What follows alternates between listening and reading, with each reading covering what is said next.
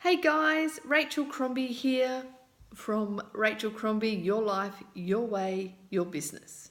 Or is it Your Life, Your Business, Your Way? I think that's the right one.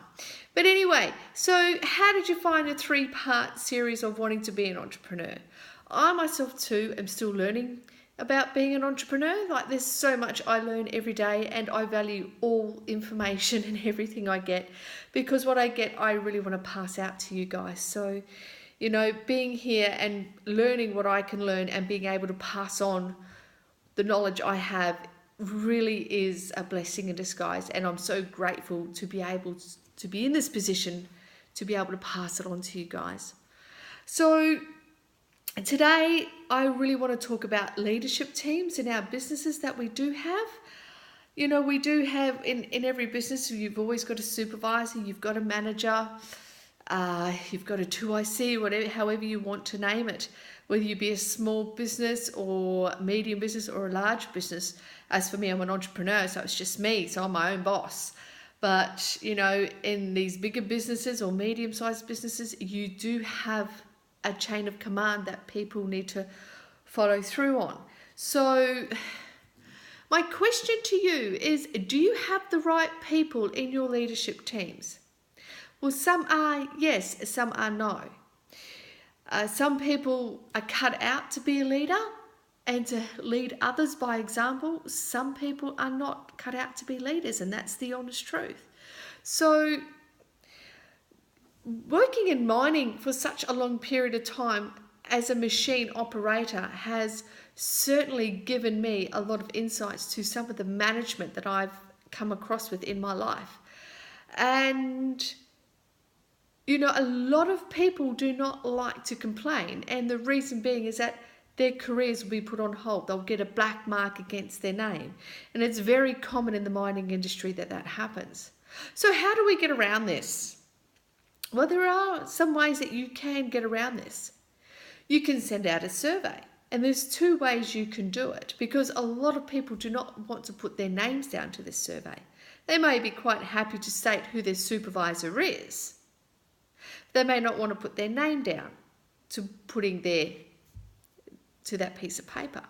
And that's fine. So you can always put your supervisor's name, and you can give them the option if they want to put their name or not, but they do not have to.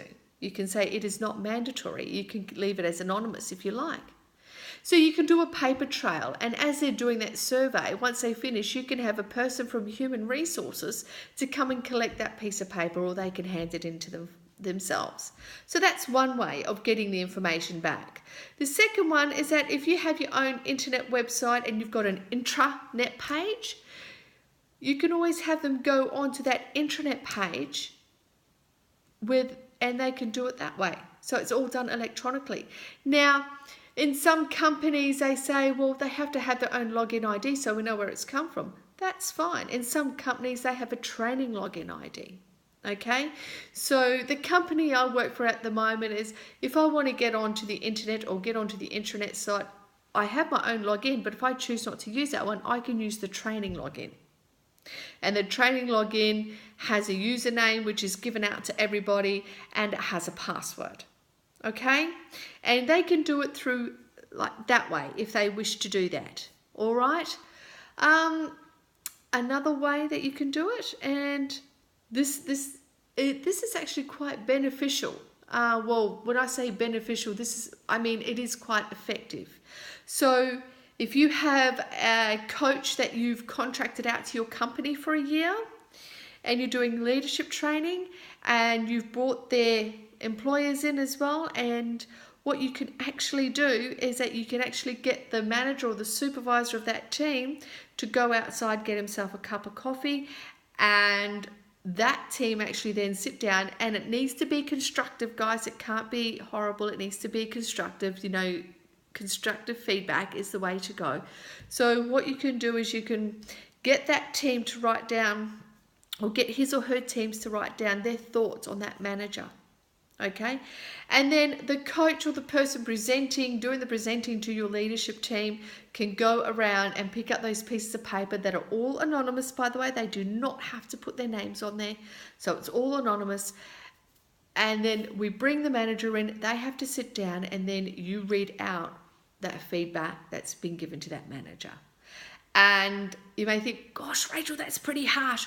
Well, it may be, but letting them hear what's going on and how these people are feeling about their leadership style, about their management style, about their people skills.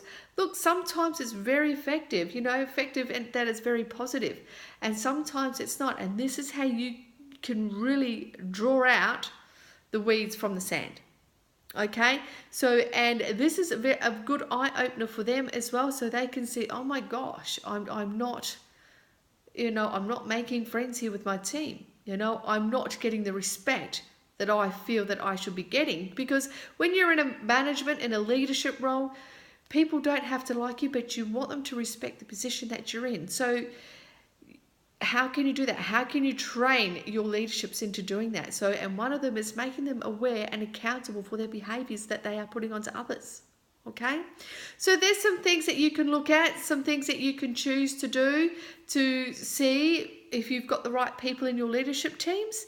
And please, what I do ask is that if you are going to do the survey, then the guys at the top, the general manager, the directors, or whoever it is, to please look after those surveys. Make sure those surveys get back to you if you're going to do the survey style. Okay, guys, look, thank you very much for listening in to me today. I'm Rachel Crombie, and yes, I'll be tuning back in tomorrow. All right, bye.